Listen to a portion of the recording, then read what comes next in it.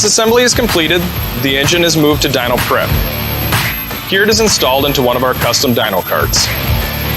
The technician then installs the engine harness, ECM, and flywheel. We then fill the engine with oil and prime the oil system simultaneously. The oil, fuel, and coolant all contain black light dye, which will help us verify your engine does not have any leaks after the dyno process. Now the cart is wheeled into the dyno cell.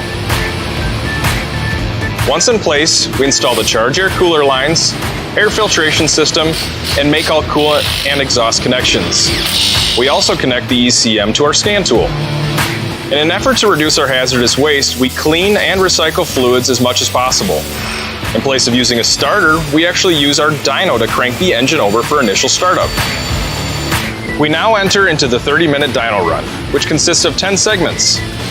First, we let the engine warm up at low idle. We then slowly bump the RPM until we get up to high idle.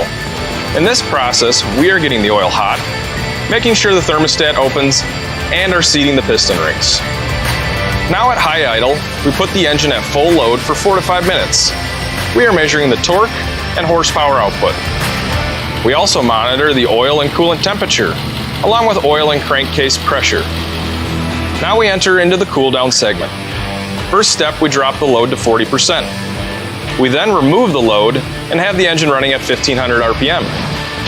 Last step is to drop to low idle and verify the RPM and oil pressure match OE spec. Now that the engine is shut down, we drop the shades on the dyno cell door and bring out the black light. The technician checks for any coolant or oil leaks. Once we verify there are no issues, the coolant is evacuated and the engine is pulled from the dyno. Now the engine is moved to the dyno unprep area. This is where we drain the oil and remove all the components that are not shipped with the engine. We also clean the engine in preparation for paint and packaging.